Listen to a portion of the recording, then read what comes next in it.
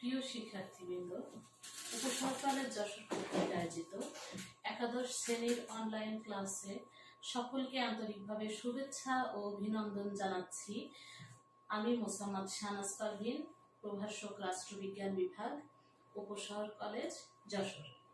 প্রিয় শিক্ষার্থীরা, আমি তোমাদের সঙ্গে একইভাবে আজকেও পৌরনীতি ও সুশাসন দ্বিতীয় পত্রটি পড়াব। আমরা গত ক্লাসে পড়িয়েছিলাম 1919 সালের ভারত শাসন আইনের বৈশিষ্ট্য। আজকে পড়াবো 1935 সালের ভারত শাসন আইনের বৈশিষ্ট্যগুলো। প্রিয় শিক্ষার্থীরা, তোমরা এই 1935 সালের ভারত শাসন আইনটা পড়লে যে বিষয়গুলো জানতে পারবে, শিখতে পারবে, সে বিষয়গুলি হলো শাসন আইন কি, 1935 সালের ভারত শাসন আইন কি, 1935 সালের ভারত শাসন আইনের বৈশিষ্ট্য, এবং আরো বলতে পারবে 1935 সালের ভারত শাসন আইন মূল্যায়নটা।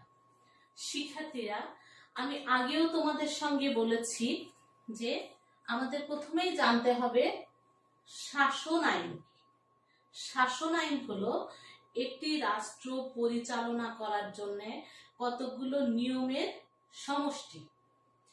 আমাদের দেশেও কিন্তু একটি শাসন আইন আছে, সেটা এক বাক্যে সবাই সংবিধান বললেই চিনতে পারে, জানতে পারে, বলতে পারে।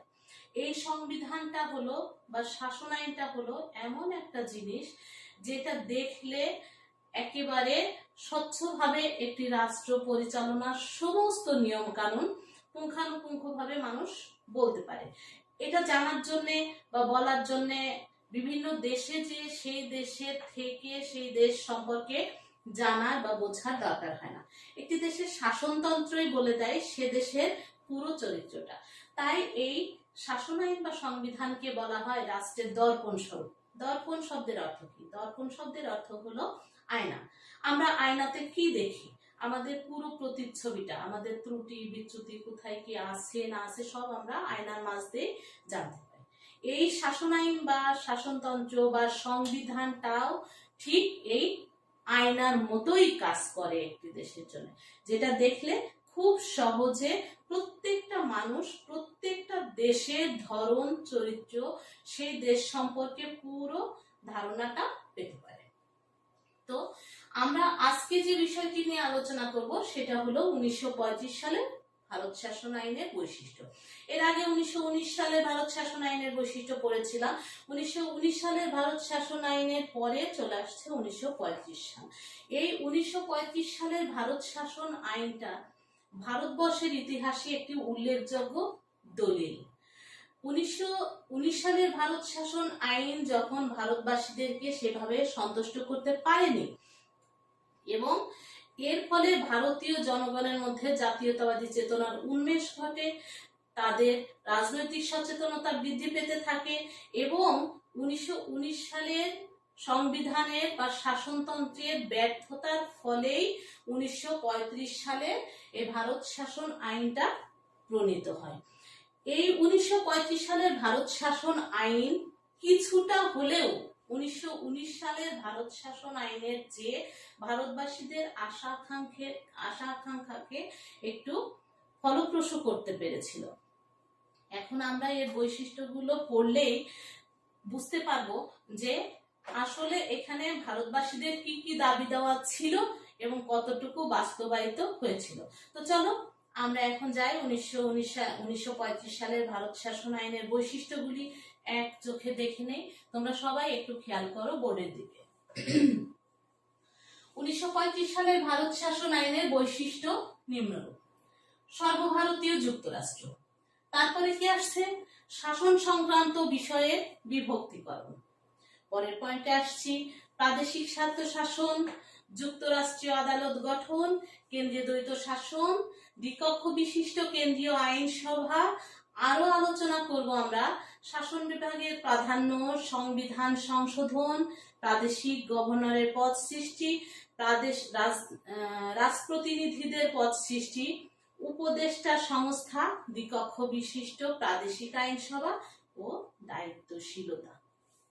এখন আমরা একে একে এই পয়েন্টগুলো বিশ্লেষণ করব এবং তোমরা মনোযোগ সহকারে শুনবে। শুধু শোনাই না, এই শোনার পরে 1919 এবং 1935 এই দুইটি সালের মধ্যে দেখবে যে কতটুকু তফাৎ আছে। 1919 কি ভারতবর্ষের জন্য ফলপ্রসূ ছিল, নাকি 35, নাকি কোনোটাই না, নাকি কতটুকু, সেই মূল্যায়নের দায়িত্ব তোমাদের। তো আমি এখন সর্বপ্রথমে আলোচনা করি বৈশিষ্ট্যগুলোর মধ্যে সর্বভারতীয় যুক্তরাষ্ট্র। 1919 সালের ভারত শাসন আইনের একটি অন্যতম প্রধান এবং উল্লেখযোগ্য বৈশিষ্ট্য হলো সর্বভারতীয় যুক্তরাষ্ট্র গঠনের প্রস্তাব, অর্থাৎ অল ইন্ডিয়ান ফেডারেশন গঠনের উদ্যোগ। এখানে বলা হয়েছিল যে ভারতীয় অর্থাৎ ভারতবর্ষের সমস্ত প্রদেশ, যতগুলো প্রদেশ আছে ভারতবর্ষে সবগুলো প্রদেশ এবং সঙ্গে ফেডারেশনে যোগদান ইচ্ছুক, মানে ফেডারেশনকে পছন্দ করে, যোগ দিতে চায়, এই ইচ্ছুক রাষ্ট্রগুলো মিলে একটা যুক্তরাষ্ট্র গঠনের উদ্যোগ গ্রহণ ছিল এই আইনের একটি অন্যতম বৈশিষ্ট্য। এরপরে আমরা যে কথাটি আলোচনা করব, যে পয়েন্টটি, সেটা হলো প্রাদেশিক স্বায়ত্তশাসন। শিক্ষার্থীরা, প্রাদেশিক স্বায়ত্তশাসনটা কি? প্রদেশের স্বায়ত্তশাসন, অর্থাৎ প্রদেশের সমস্ত দায় দায়িত্ব, পরিচালনা, দায়ভার সমস্ত কিছুই থাকবে প্রদেশের হাতে। এখানে সংবিধান অনুযায়ী প্রদেশের মধ্যে যত কিছু আছে সব কিছুর দায়িত্বই এককভাবে থাকবে প্রদেশের হাতে। কিন্তু বাস্তবে দেখা যেত যে কেন্দ্রের এত বেশি চাপ থাকতো এবং কেন্দ্রের এত বেশি হস্তক্ষেপ থাকতো যে প্রদেশে যে সরকার ছিল, দায়িত্বশীল সরকার ছিল, তার হাতে তেমন কোনো ক্ষমতাই থাকতো না। যেটুকু থাকতো সে তা বাস্তবায়ন করতে পারতো না, শুধুমাত্র কেন্দ্রীয় সরকারের হস্তক্ষেপের কারণে। এই 35 সালের ভারত শাসন আইনে বলা হলো যে না, প্রদেশের বিষয়গুলো সম্পূর্ণ দেখভালের দায়িত্ব থাকবে প্রাদেশিক সরকারের। কিন্তু বাস্তবে কিন্তু 1919-এ যেমন ছিল না, 1935-এও কিন্তু তেমন ছিল না, শুধুমাত্র লিপিবদ্ধ ছিল, বাস্তবে ছিল। এরপরের পয়েন্টে আমরা আসব যুক্তরাষ্ট্রীয় আদালত গঠন। 1935 সালের ভারত শাসন আইনে বলা হলো যে একটি সর্বভারতীয় যুক্তরাষ্ট্র গঠন হবে, অর্থাৎ ফেডারেল কোর্ট। এখানে একজন থাকবেন বিচারপতি এবং কয়েকজন বিচারক, এই মিলায়ে এই ফেডারেল কোর্টটা গঠিত হবে। এই কোর্টের কাজ থাকবে কি?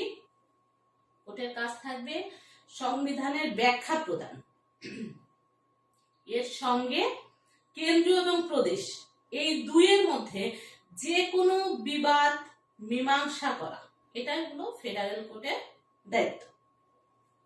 তো কথাগুলো তো ভালোই মনে হচ্ছে যে বাহ, সুন্দর সুন্দর কথা ছিল। তবে দেখি আমরা শেষ পর্যন্ত আলোচনা করে যে আসলে খাতায় যা আছে, লিপিবদ্ধ যা আছে, সেটা বাস্তবে কতখানি প্রয়োগ আছে। পরের পয়েন্টে আসছি আমরা, কেন্দ্রীয় দ্বৈত শাসন। এখানে কেন্দ্রে দ্বৈত শাসনের কথা বলা হয়েছে, অর্থাৎ কেন্দ্রীয় সমস্ত বিষয়কে দুই ভাগে ভাগ করা হয়েছে। এক হলো হস্তান্তরিত আর এক হলো সংরক্ষিত। অপেক্ষাকৃত গুরুত্বপূর্ণ বিষয়গুলোকে সংরক্ষিত আওতাভুক্ত করা হয়েছে এবং সেগুলোকে কি করা হয়েছে, কেন্দ্রীয় সরকার কর্তৃক পরিচালিত করত। সেগুলোর মধ্যে ছিল দেশ রক্ষা, পররাষ্ট্রনীতি, কর, ট্যাক্স, খাজনা ইত্যাদি। আর হস্তান্তরিত বিষয় অপেক্ষাকৃত কম গুরুত্বপূর্ণ, যেগুলো শিক্ষা, স্বাস্থ্য, শিল্প, এগুলো ছিল হস্তান্তরিত বিষয়ের মধ্যে এবং এগুলোর দায়িত্ব ছিল প্রাদেশিক সরকারের উপর। এটা কিন্তু 1919 সালের ভারত শাসন আইনের মধ্যেও ছিল। আমি কিন্তু বারবার 19টাকে টেনে আনছি এই জন্য যে তোমাদের কতটুকু মনে আছে এবং তোমরা এই মুহূর্তে একটু মনে করার চেষ্টা করে দেখো 19 আর 35 এর মধ্যে কতটুকু তফাৎ আছে। তারপরে দেখো দ্বিকক্ষ বিশিষ্ট কেন্দ্রীয় আইনসভা। এখানে দ্বিকক্ষ বিশিষ্ট কেন্দ্রীয় আইনসভা করা হয় কেমন? কেন্দ্রকে দুই ভাগে ভাগ করা হয়। এক হলো, প্রথম কক্ষ হলো ব্যবস্থাপক সভা আর দ্বিতীয়টি হলো দ্বিতীয় কক্ষটি হলো রাষ্ট্রীয় সভা। এরপরে শাসন বিভাগের প্রাধান্য। এখানে শাসন বিভাগের প্রাধান্যটা বেশ গুরুত্ব সহকারে আনা হয়, কারণ শাসন বিভাগ যাতে অন্য বিভাগগুলো আইন বিভাগ বিচার বিভাগের প্রভাব মুক্ত থেকে তার সমস্ত সমুদয় কার্যাদি সুষ্ঠু সুন্দর সুচারুরূপে পরিচালনা করতে পারে, তার জন্য শাসন বিভাগের প্রাধান্যটাকে এখানে আওতাভুক্ত করা হয়েছে। আমরা পয়েন্টে যাই। সংবিধান সংশোধন। 1935 সালের এই আইনে সংবিধান সংশোধনের কথা বলা হয়েছে। এখানে কিন্তু বাংলাদেশের সংবিধানও সংশোধন করার বিধি আছে এবং বিভিন্ন সময় সংবিধান সংশোধন পরিবর্ধন হয়ে থাকছে। এখানে উল্লেখ করা হয়েছে যে সংবিধান সংশোধনের ব্যবস্থা থাকবে, তবে বাস্তবে দেখা গেল যে কেন্দ্র বা প্রদেশ কারোর হাতেই এই সংবিধান সংশোধনের কোনো ক্ষমতা থাকলো না। তাহলে ক্ষমতা থাকলো কার হাতে? ক্ষমতা থাকলো ব্রিটিশ পার্লামেন্টের হাতে। তার মানে ব্রিটিশরা যা কিছু করছিল ভারত স্বাধীনতার আগ পর্যন্ত তাদের পক্ষেই করছিল এবং যা কিছু শো করছিল তার যথাযথ বাস্তবায়ন কিন্তু ছিল না। এরপরের পয়েন্টে আমরা আসছি প্রাদেশিক গভর্নরের পদ সৃষ্টি। আমরা 1919 সালের ভারত শাসন আইনেও জানি যে কেন্দ্রের জন্য ছিল, কেন্দ্রের প্রধান হিসাবে ছিলেন গভর্নর জেনারেল, যিনি কেন্দ্রীয় সরকারকে পরিচালনা করতেন এবং তিনি শুধু কেন্দ্রই না কেন্দ্রীয় প্রদেশ উভয়কেই পরিচালনা করতেন, নিয়ন্ত্রণ করতেন, শাসন করতেন। এর পাশাপাশি 1935 সালে প্রাদেশিক গভর্নরের পদ আনা হলো। উনি প্রাদেশিক প্রধান হিসাবে থাকবেন এবং কতিপয় মন্ত্রীর পরামর্শে অর্থাৎ মন্ত্রিসভার পরামর্শে উনি সমস্ত কার্যাদি পরিচালনা করবেন। নেক্সট পয়েন্ট আমরা আসছি রাজপ্রতিনিধির পদ সৃষ্টি। এই রাজপ্রতিনিধির পদটা সৃষ্টি করা হয়েছিল ব্রিটিশদের সাথে, অর্থাৎ ব্রিটিশ রাজা যাতে করে তার সার্বভৌম ক্ষমতা প্রয়োগের সুযোগ পান, সেই জন্যই কিন্তু মূলত রাজপ্রতিনিধির পদটা সৃষ্টি করা হয়েছিল। এটা ভারতীয়দের সুবিধার্থে না। এরপরে আসছে উপদেষ্টা সংস্থা। ঐতিহাসিক ভারতীয় উপদেষ্টা মণ্ডলী বা ভারতীয় যে উপদেষ্টা মণ্ডলী ছিলেন তাদের পদটাকে এখানে খর্ব করা হয় এবং এখানে তদস্থলে অপেক্ষাকৃত কম গুরুত্বপূর্ণ এবং বেশি কার্যকর উপদেষ্টা সংস্থা গঠন করা হয়। এটাও কিন্তু ব্রিটিশদের পক্ষেই কাজ করেছিল। এরপরে আসছে দ্বিকক্ষ বিশিষ্ট প্রাদেশিক আইনসভা। এখানে 1935 সালে দ্বিকক্ষ বিশিষ্ট প্রাদেশিক আইনসভার কথা বলা হলেও দেখা যায় যে অল্প কিছু জায়গায় দ্বিকক্ষ বিশিষ্ট প্রাদেশিক আইনসভা ছিল, কিন্তু বাকি সমস্ত জায়গায় এক কক্ষ বিশিষ্ট আইনসভা ছিল। এবং আমরা লাস্ট পয়েন্টে আসবো, সেটা হলো দায়িত্বশীলতা। এখানে কেন্দ্রীয় সরকার তার সমুদয় কাজের দায়িত্বে ছিলেন এবং কেন্দ্রের সমস্ত কিছু পরিচালনার দায়িত্ব ছিল কেন্দ্রীয় সরকার।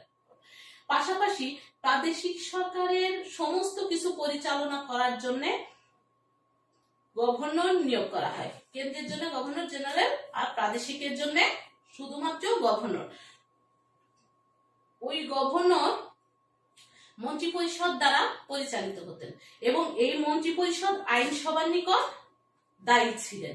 কিন্তু বাস্তবে দেখা গেল যে এই গভর্নরের হাতে এত বেশি ক্ষমতা ছিল, স্বেচ্ছাধীন ক্ষমতা ছিল, যেটা বাস্তবায়নের কারণে উনি কোনো মন্ত্রীর সঙ্গেই কোনো কিছু আলোচনা না করে এককভাবে ওনার মত অনুযায়ী সিদ্ধান্ত গ্রহণ করতে পারতেন। তাহলে কি এই পদের সঙ্গে এই নামের সঙ্গে কি বাস্তবায়ন থাকলো না। এভাবে কিন্তু দেখবা প্রত্যেকটা পয়েন্ট যখন তোমরা পড়বা, প্রত্যেকটা পয়েন্টের মধ্যে আলোচনা যখন জানবা, তখন তোমরাই বুঝতে পারবা যে আসলে এগুলো অনেকগুলোই শুধুমাত্র বাস্তবে আছে, শুধুমাত্র লিপিবদ্ধ আছে, প্রয়োগ নাই, কাগজে আছে, বাস্তবে নাই। তো যাই হোক প্রিয় শিক্ষার্থীরা, এরপরে আসলে এগুলোর পরেও আমি বলবো, তোমরাও বলবে, দুইটা পড়লে এর ভেরিয়েশনটা তোমরাই বুঝতে পারবে যে 1919 সালের ভারত শাসনের তুলনায়, ভারত শাসন আইনের তুলনায় 1935 সালের ভারত শাসন আইন ভারতীয়দের আশা আকাঙ্ক্ষাকে কিছুটা পূরণ করতে পেরেছিল। তবে সম্পূর্ণ না পারলেও একথা সত্যি যে 1935 সালের ভারত শাসন আইন ভারতবাসীদেরকে জাতীয়তাবাদী চেতনার উন্মেষ ঘটায়, রাজনৈতিক সচেতনতা বৃদ্ধি করে এবং যেমনটা হয়েছিল আমাদের বেলায় বলা হয়ে থাকে যে 1940 সালে লাহোর প্রস্তাবের মধ্যেই স্বাধীনতার বীজ নিহিত ছিল, তেমনি 1935 সালের ভারত শাসন আইনের মধ্যেই 1947-এর স্বাধীনতার বীজ বপন করা হয়েছিল। ধাপে ধাপে কিন্তু আসছে এবং 1947-এ ভারতকে স্বাধীন করতে 1935 সালের সংবিধান অনেক বেশি কার্যকর ভূমিকা রেখেছিল।